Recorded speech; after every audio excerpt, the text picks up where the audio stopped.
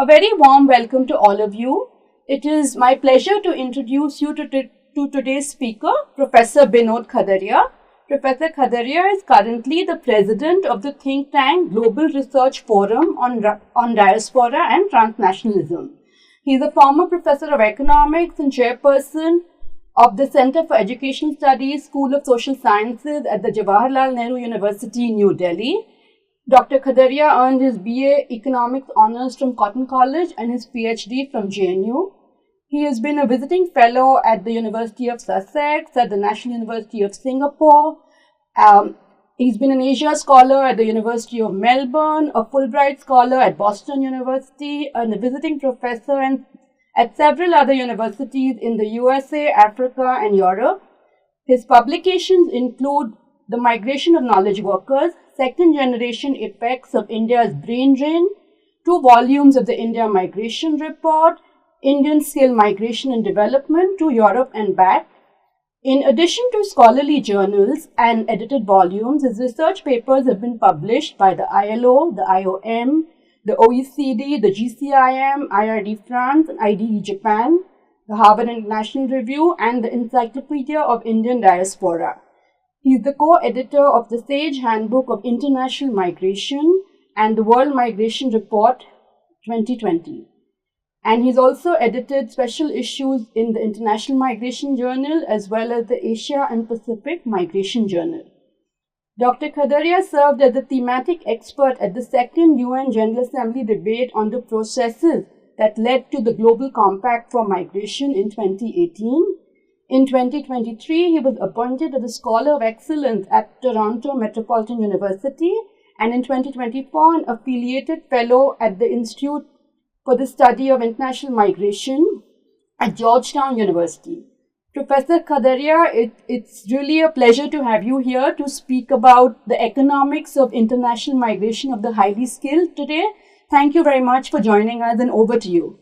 Thank you, Amrita, for that very elaborate introduction. Many of the things I might have forgotten what I had experienced in my career, but I'm very privileged to be with you today and sharing my thoughts through these slides. I hope this will be useful. If I were to change the topic a bit or play with the topic today, I would just say the global and local context of international migration of the highly skilled from India. So that that can be an alternative title to today's presentation. But let us proceed on this, and to go to the next slide. Then, if you go to the next slide, right? Then, let's in the broad contours of the global migration scenario. No matter whether you are talking of India or any other country, I think the global picture is very important. And for that, I have taken this next slide, which is the top 20 migration corridors in the world today. Just show this next slide, please. Right. And you can see Mexico, United States is the largest corridor. And then, of course, we have a large Syrian Arab Republic to Turkey, Ukraine to Russian Federation, India, UAE. This is number 4. India figuring there, and then Russian Federation to Ukraine, and again India, United States of America, and Afghanistan to Iran, Kazakhstan to Russia, India, Saudi Arabia. These are very important, and then Bangladesh to India. That's the reverse migration. That is also one of the largest corridors, and we can see that this list is long. One can later on look at the other and try to figure out if one can relate to one's work with one of the corridors.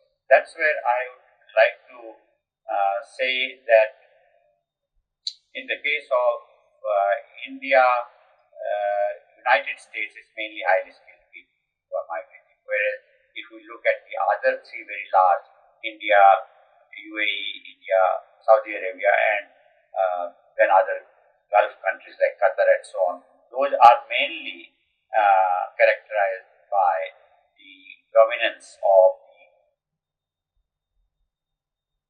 unskilled and medium skilled migrants. So that one has to keep this in mind while looking at these corridors as to what comprises these bilateral movements. Are they highly skilled? Are they low skilled? Are they medium skilled? Who are they? One can have a number of categorization: men, women, children, and so on. So these are very global pictures, global numbers. One has to dissect them. And let us go to the next one, which is a diagram, a pie diagram. This is, you see, in year 2000, at the turn of the century, India has estimated, a rough estimate of how many Indians are abroad in different countries, 20 million migrants, and all these, the distribution had three large diaspora. One can then, of course, obviously ask what is a diaspora and what is a migrant. So that's we'll come to that later on. But now we see that this 20 million has now become 35 million, and that roughly half of them are citizens of those countries where they live, and the other half are still Indian citizens. And India does not allow dual citizenship, and that's why the diaspora are the people who have migrated and settled and taken the citizenship of those countries, whereas migrants are still our Indian citizens. That is the difference. Migration or migrants is a flow concept, whereas diaspora is a stock concept. That also one has to keep in mind and go from there. And then one can see the global picture. You can see UK is there 7% of the 35 million. That's because UK had the colonial link with India, and then you have Canada by the side of the United States. That's also sharing kind of thing. Southeast Asia is the old diaspora, the indentured labor and so on. And then the Gulf is mainly the unskilled and semi-skilled workers. The oil phenomenon, they are related with the oil. So this entire history can be actually summarized in this kind of a pie diagram. One can go by one's own interest and focus on that. Having said that, let me take you to another history page from the history in the graph. If you change the slide, I can show that. You see, this is a diagram. The 45-degree line in the middle is the time duration, time in years, and you can see the origin is 1492. That's when Columbus, apparently so-called, discovered America. That's 1492, and that small circle that one sees there mainly comprise unskilled people.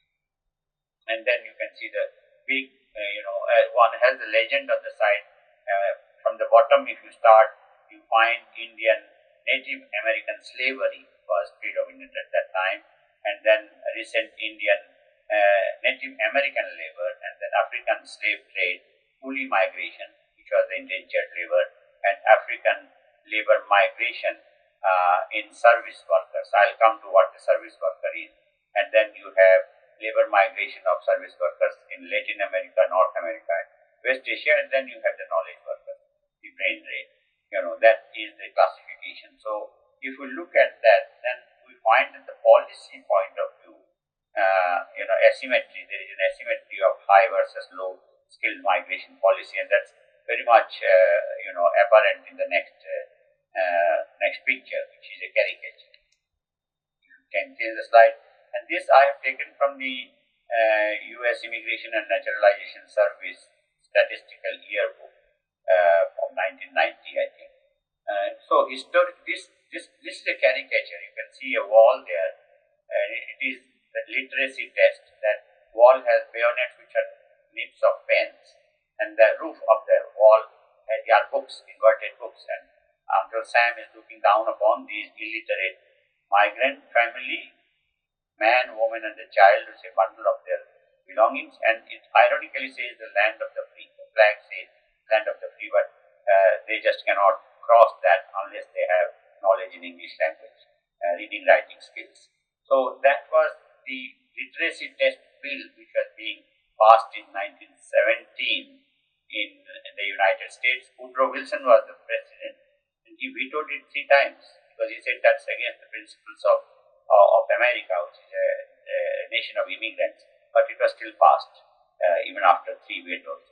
So So you see the impact of that was the next, which is a map, next diagram is a map. If you can come there, you can see it is 1966. In the next 50 years after 1917 Act, the Illiteracy Act, you can see this diagram, which has dots in other countries excepting United States. US has for some strange reasons showing 2 dots, but they are of no significance. But Canada has many dots, Mexico has many dots, and then you have the whole of Europe has many dots, so much that you can't distinguish one dot from the other, and then you have India few dots, each dot representing 100 people in the United States. So there were a couple of hundred Indians at that point in time in 1966 as a result of the 1917 Illiteracy Act. Because if you are not educated and skilled and highly qualified, then you can't enter the United States. So what happened as a result of that, Indians started getting education, taking education to enter the United States. And next diagram, if you move the diagram now, you can see these are the institutions from where highly skilled Indians are migrating to the United States and other countries. So one is All India Institute of Medical Science, the doctors. The brain drain started with doctors of Indian origin to the UK and then eventually to the United States. But 56% of the graduates of 1956 to 1980 batches had gone out in the brain drain, and they were the best and the brightest. This is not, the quantitative number does not reflect that, but quality-wise they were the best. If you take the IITs, the 3 IITs, if you take together, then on the average 25%, 1 out of every 4 IIT graduates had migrated out, highly educated. And this was, these are the studies undertaken by the government of India, CSIR, studies, surveys taken up at different points in time.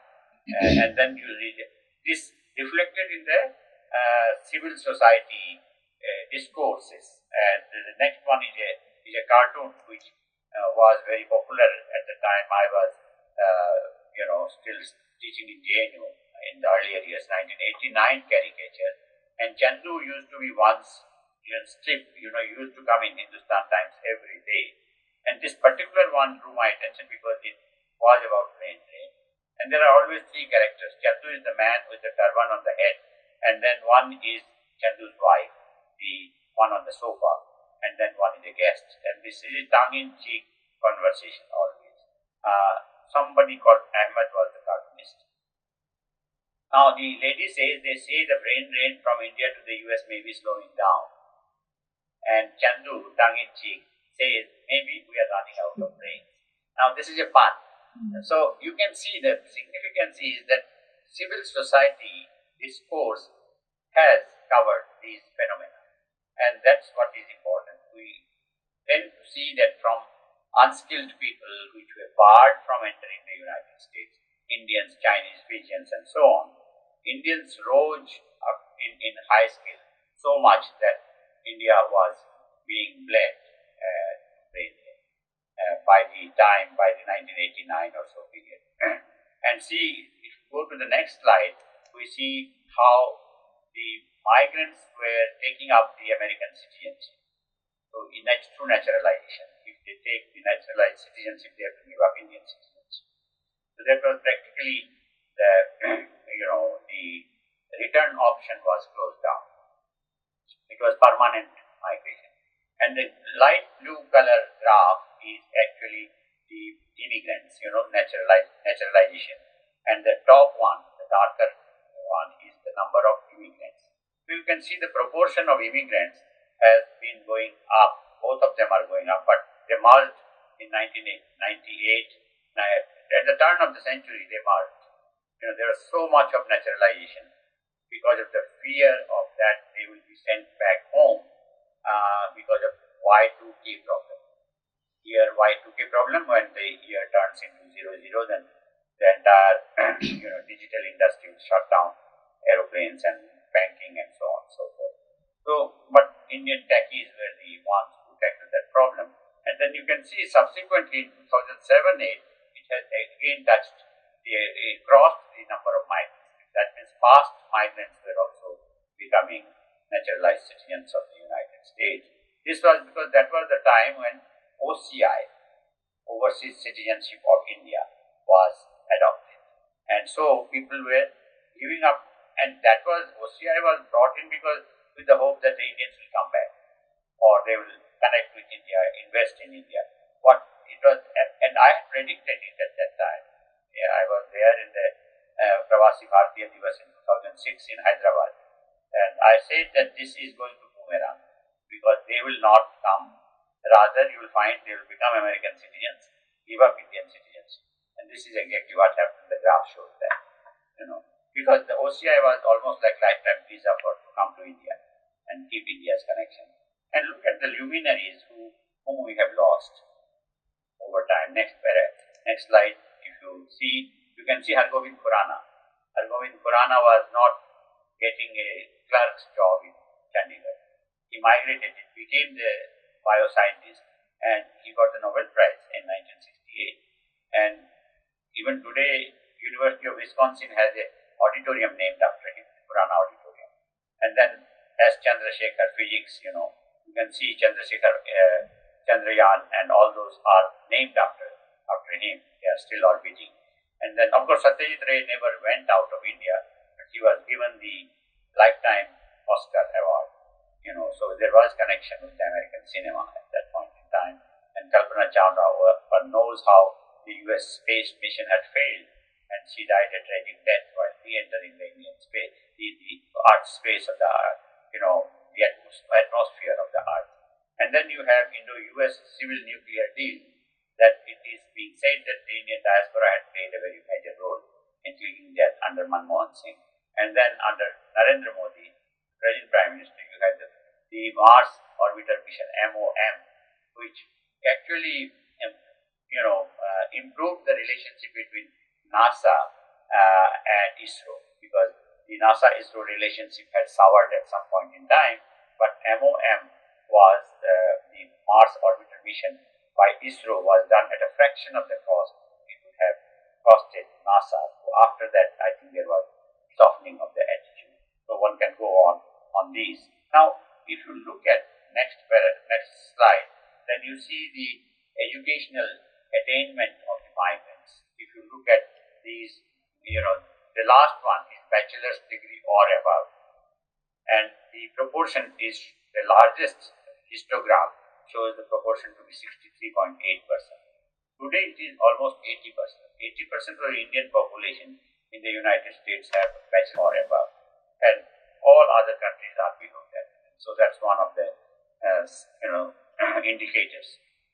Let's go to the next one because we won't have time otherwise. Now we have to look at the global context and why has international migration been not on the UN agenda? That is one very important point. If you look at Millennium Development Goals of 2000 to 2015, out of the 8 Millennium Development Goals, there was not a single one which addressed migration. And MDGs were mainly the responsibility of the developing countries. Now we call it Global South.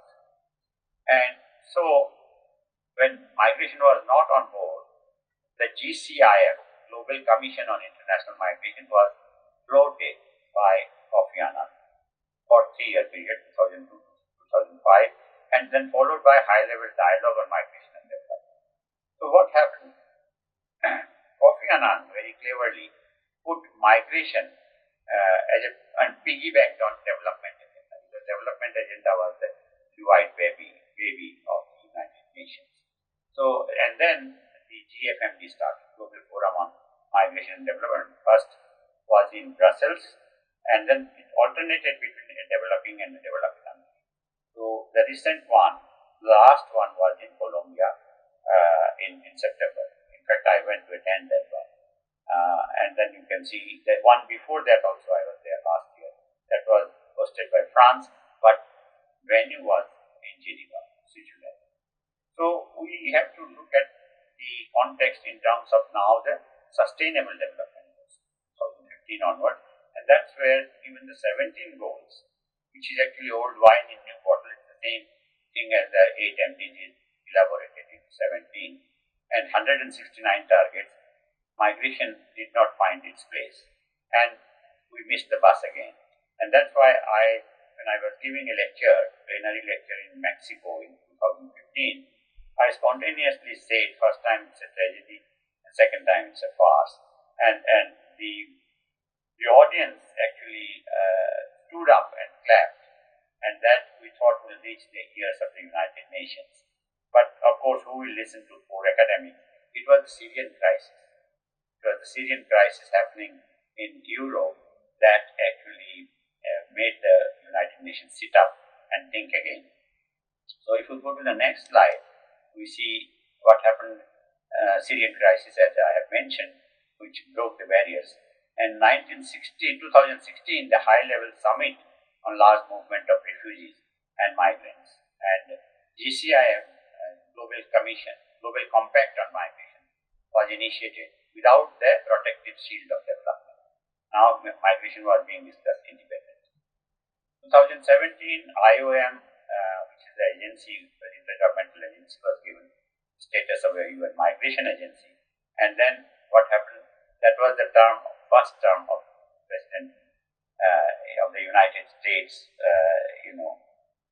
Trump withdrew from the GCM. He said we are not going to take part. And then some other countries like Hungary, etc. also followed. But eventually in 2018, the agreement was signed in Morocco at Marrakesh in December. And so GCM came into being. Of course, let's go to the next slide. We find that what was happening parallelly was Europe was divided over the refugee crisis. Germany hosted them, but other countries were opposed to it. And then we had Brexit in 2016, Scotland referendum, Catalonia referendum, Australia's Operation Sovereign Borders. All these were anti-immigrant campaigns. And then we had the Mexico wall, US travel ban of 7 Muslim countries, and then Myanmar Rohingya expulsion, and then you have Bangladesh in India, leading to the National Register of. So, if we look at these are very much related to it, should be related to India, because India is the largest source of migrants, irrespective of whether highly skilled or low skilled, but by and large, the Indian migrants actually outnumber all other countries, source countries. And let us go to the next one. Next slide, please. So the GCM objectives are actually, there are 23 objectives. I have not listed 23 here, but this is in another slide. Maybe when I edit the slide, I will put the 23 also. But these few ones out of 23 are relevant for India. This is the number 6, which is fair and ethical recruitment and migration of nurses. Nurses are in short supply everywhere, including India. Hospitals do not have enough number of migrants, but they are still going. So fair and ethical recruitment is a WHO principle, but it is actually bypassed by other means. Then you have number 10 and 9, smuggling and trafficking women and children, including through fake marriages, fraudulent marriages, which are happening in India, to take away Indian young women, girls, who promise that they will have a nice life abroad, but they find out that these people are already married. Their dowry is, taken away, and they are made to work like maids. Then you have 5 and 12, which are pathways for regular migration against illegal migration. And then you have number 15, which is basic services of health and education, including water and sanitation for migrants. Skill development and mutual recognition. And number 18, many of the medical doctors and nurses face this problem that their qualifications earned in India are not recognized at all. Remittances. India gets the highest remittances, now $140 billion. So they should be made faster, cheaper, and safe. And then you have portability of social security contributions like Provident Fund and so on. So there is a movement towards totalization, that your number of years in other countries should be put together rather than counting in each country. So that what happens as a result, that Provident provident fund or social security contribution of these workers is lost, it is not given to them if they have not stayed and worked for a number of years there. So there are contradictions there. And that's why, if you go to the next slide, we'll see that, it was an eyesore. The migration was an eyesore in the United Nations. The objective became SOR. SOR stands for Safe, Orderly and Regular Migration. That is the motto of the GCM. So if we look at the entire list of 23 migrants, some of them are just like wish list, like number 7, address and reduce vulnerabilities in migration. This is very vague, so one has to look at them. And others are like reinvention of the wheel. Like we have been talking about these objectives long enough, but they are now brought as objective number 22, which is about portability of social security, entitlements and so on.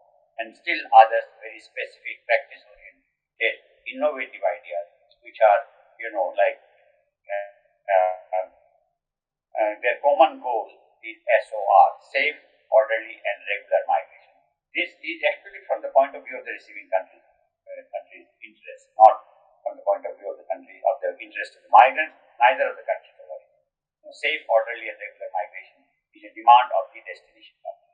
So, for simplicity, I would say that there are just 2 targets out of 23. Now, remove instability and thereby uncertainty in migration. That's very important. That means also ensure transparency in policy. People don't know how they will be treated, how they will be allowed to enter the country of destination or not. And then minimize the vulnerability of the migrant to human rights. Upholding human rights. The entire civil society movement is actually flagging human rights in migrants, and that happened in Colombia also at the latest 15th GFFD. Let's go to the next one. So the GCM has not addressed the fact that the focus of immigration policies has remained on attracting human capital comprising the highly skilled. If they are low skilled, then they are not allowed. They are discriminated against. And that was also mentioned in the report of the GCIM, Global Commission for International Migration, in 2005. And if you go to the next slide, that is what the report says. The traditional distinction between skilled and unskilled workers is in certain respects an unhelpful one, as it fails to do justice to the complexity of international migration. While they, skilled and unskilled workers, may have different levels of educational achievement, all of them could be legitimately described as essential workers. Because you cannot have production of goods and services or whatever without the presence of unskilled workers. You need to have both highly skilled, medium skilled and low skilled workers to run your factories, to run your services and so on. So despite this objective being flagged within 6 years, and by 2011, if you go to the next slide, this shows that all the countries, including the least developed countries, had priority for highly skilled people. This was an ironical thing that happened. The first 2 slides are about all countries, next are for more developed, next one is for less developed and the least developed countries. So it is not that only the developed countries of the global north were doing this discrimination. Even in the countries of origin, which had large number of unskilled people, also doing the same thing with the immigration policy. And let's go now to the next one. India's policy, on Indians abroad. It came to full circle in 1927. Now what happened? The Indian pre-independence notion of the country of birth. This was the notion which was being flagged. Mahatma Gandhi came back, and Gandhi's legacy as an Indian in South Africa, he had fought against apartheid. Nehru gave the concept of motherland. What happened? This created some kind of a notion of post-partition notion of territorial definity. The Indian diaspora was particularly the unskilled labor, old diaspora in the Southeast Asia and Africa and so on. We are very much hopeful that when India gets freedom, it will adopt them. But India could not do that, or did not do that, or could not do that, because post-partition notion of territorial affinity became very important, and we had the NAM, non-aligned movement, which was, spearheaded by Nehru. Jawaharlal Nehru was Prime Minister. And then Nehru-Indira time, self-reliance, non-interventionist regime also stopped India from intervening in other countries' affairs because they were their citizens. And then brain drain was, passed at a malaise because people were leaving India. But paradigm shift came in 1977 with the Janata government. The Janata government said that these are our people, we have to shake hands with them, we should not write them off. And this was actually continued by Rajiv Gandhi regime, and he called this as a brain bank. He said it's not brain drain, it's brain bank because we can always depend on them at the time of the crisis. And then came the high-level committee report, high-level committee on Indian diaspora, which was established in 1998 under the Vajpayee government. And that's when the, diaspora started interacting with the Indian government and Indian citizens. Pravasi Bharatiya Divas was started, Indian Expatriates Day since 2003. A new ministry was established in 2004 called Ministry of Overseas Indian Affairs, but it was actually merged back with the Ministry of Foreign Affairs in 2013 or 14. So this is the trajectory of the Indian migration policy, although India still does not have a policy of migration in place. Let's go to the next one. Next slide. You can see the expectation that was created in the world of fulfilling the labor demand, high-skilled labor demand, was that all the numbers that you see, minus 17 in the United States is minus 17 million deficit of workers.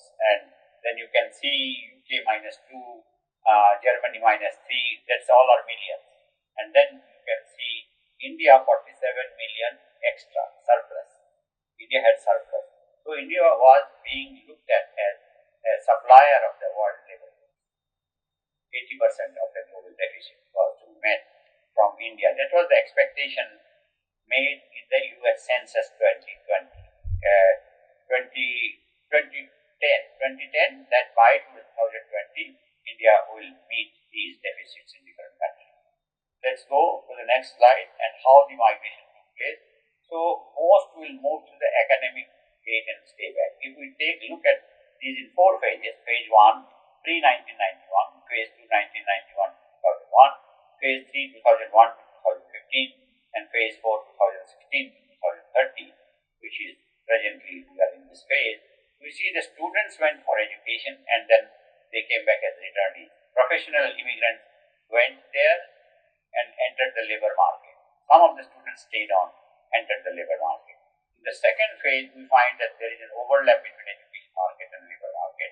H-1B visas were introduced, and then those who went for education continued to stay on, entered the American labor market, and that phase actually intensified. OPT, optional practical training extension, was given to stay on after graduating in the United States. And then came the 4th phase, which is more entry to the education rather than directly in the labor market. 4.6 million tertiary students worldwide.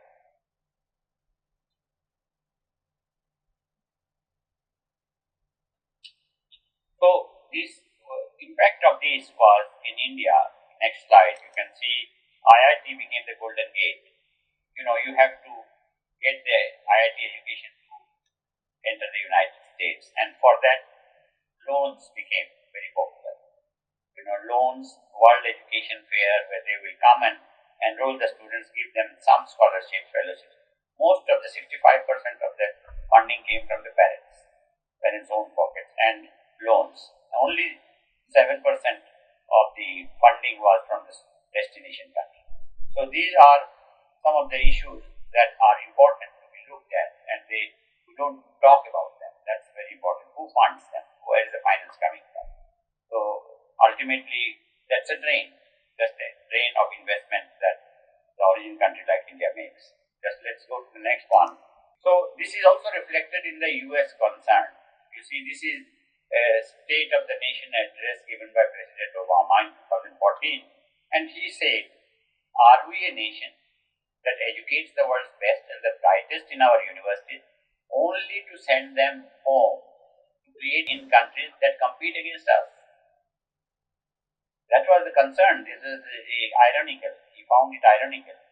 Or are we a nation that encourages them to stay and create jobs, business, and industries right here in America?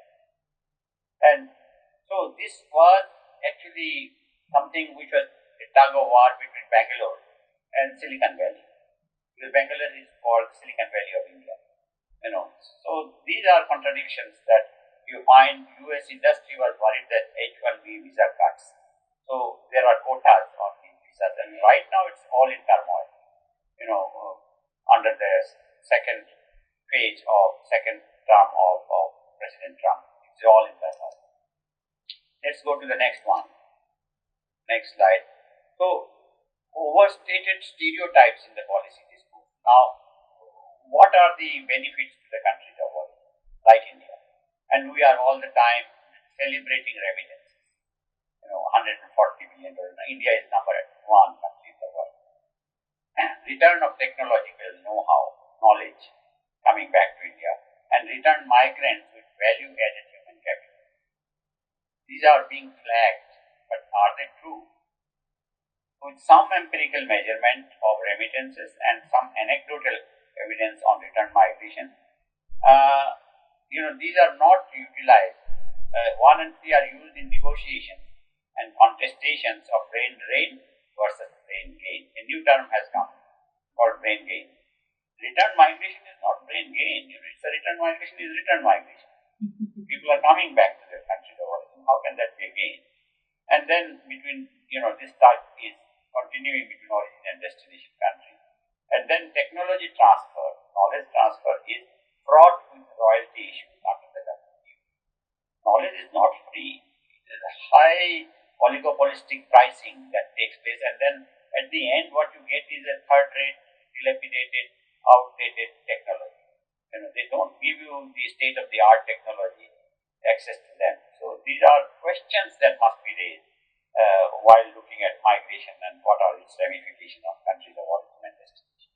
Let's go to the next one. Now, these are understated strategic concerns of the destination countries, because they want temporary migration. They don't want permanent migration. People should not settle down. So these are security concerns. Now, post 9/11, security concern has become top concern, and that is why return migration, they don't allow them to settle down. They replace them with new migrants. And then economic advantage. There are economic advantages of having migrant workers. You don't have to invest them in the initial phase. And then social cohesion is also very important.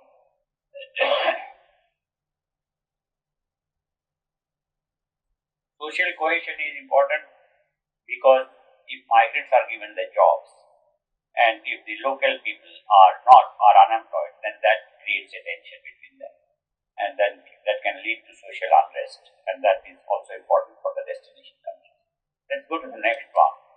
This is where I have shown trinity of migration conflict, and I have rhymed it by calling it age, wage, and vintage. Age is the demographic dividend that India is a younger workforce. But as a result, what happens that there is temporization. They don't allow them to settle down. The younger migrants are going and they are vulnerable. They are marginalization, precarious, informal labor market. Because they are young, their wages are low. Because they are temporary, there is no pension, no perks. So as a result, nomadization of the migrant families is happening at a lower pay per pension, which cuts into savings. Their saving is less, and if the saving is less, then remittance is also going to be less. So these are the dark sides of the remittances, that our workers deprive themselves. They don't eat properly, they don't sleep, they don't have standard of living, high standard of living, so that they can meet the target savings to send home the remittances. So there is a question mark. Are we celebrating correctly? Whom are we celebrating? That's a very important question. And then there are sociological reasons of split within the family. Women become more powerful when men are not around. When the men come back, then there is conflict. within the family who is decision making. So these are sociological dimensions that are very important, but they are negative dimensions. Vintage is also important about student migration. Now the student are the embodiment of the latest technology. The frontier technology is embodied in the students. That's why you find that the education fairs are taking place to recruit. They call them recruitment of students, and I call that Freudian sleep, because what they have in mind is the future migrant workers, not the student. Because they should have said for enrolling students, no, they can call it recruitment of students. So, and then this is reverse remittance. This leads to reverse remittance. Who pays for that? As I said, 65% comes from the pocket of the family, and then they take loans, and only 7% comes from destination country.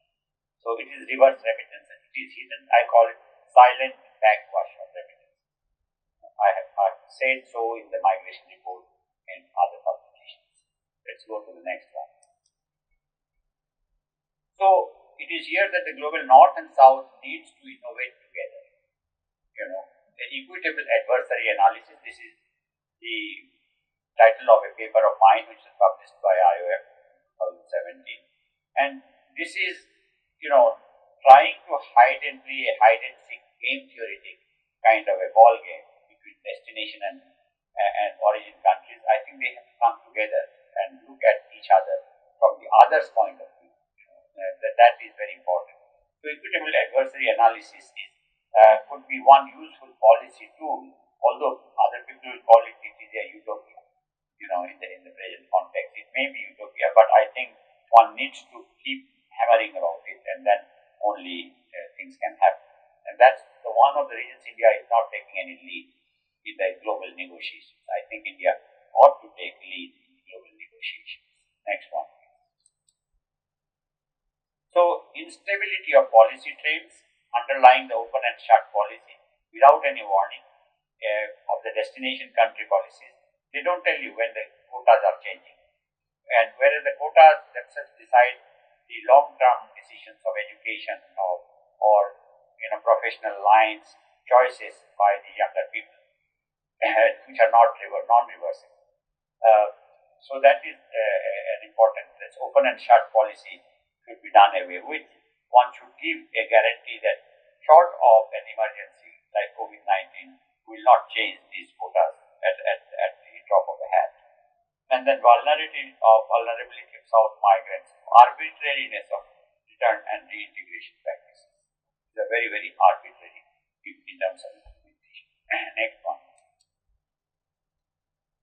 So there are two conditionalities that there should be best before expiry dates. Like we look at things, goods and services, we look at what is the expiry date, or they call it best before date. I think visa policy should have best before dates, that next 5 years we are not going to change it. And then international norms or code and conduct for ushering user-friendly visa border security regimes, because that's where most of the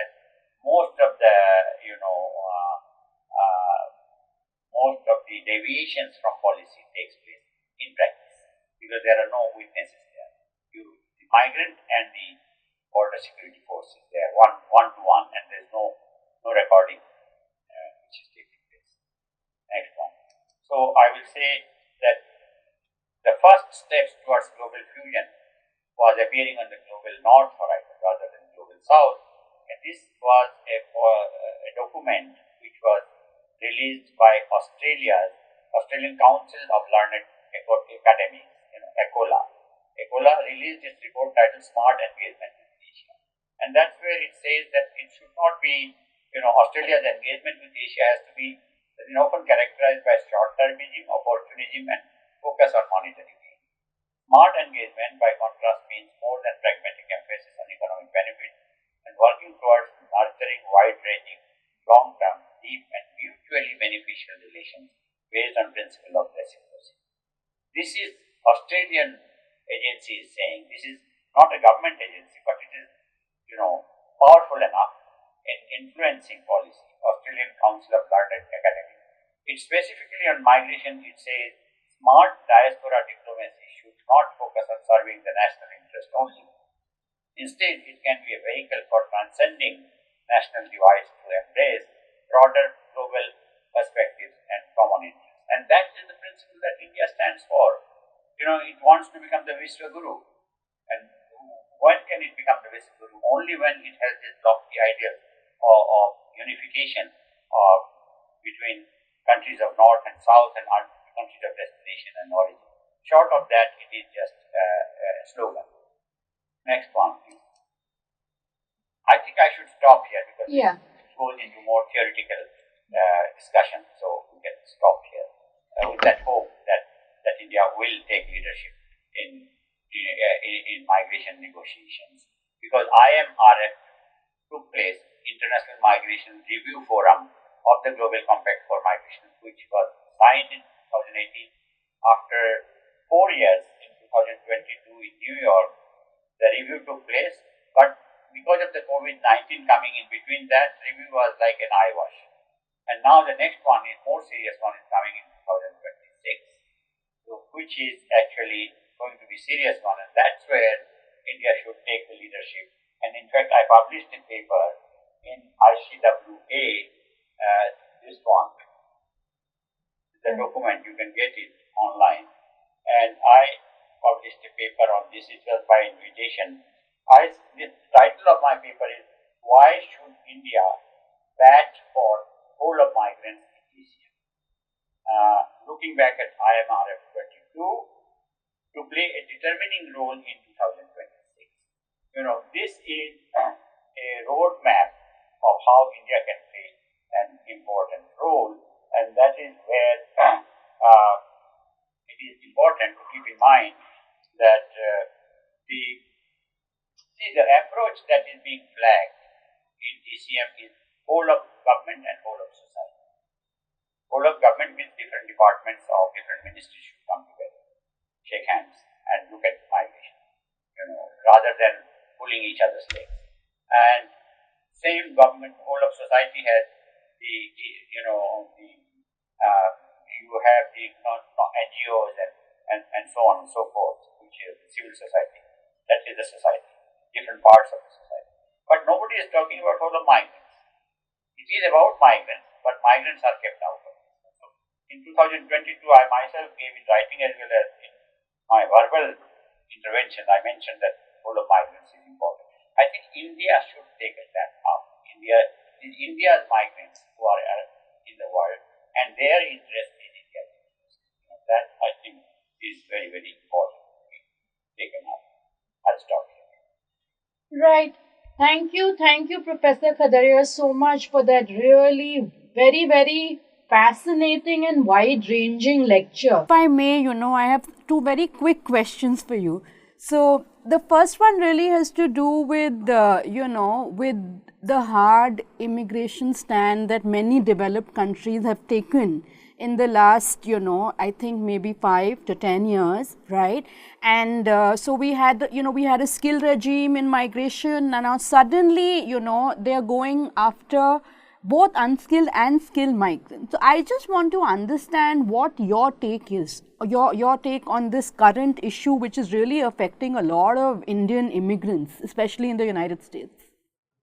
Yeah, I think this is something that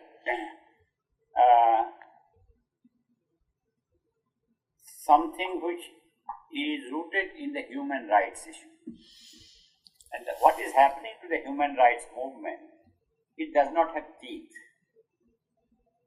It does not have teeth. It is always asking for the upholding of human rights of migrants, but it is not justiciable in the courts of law. Human rights is a moral suasion. Directive principles of policy and so on, that kind of thing. But what I have been saying, that one has to talk about human rights within the fold of the fundamental rights.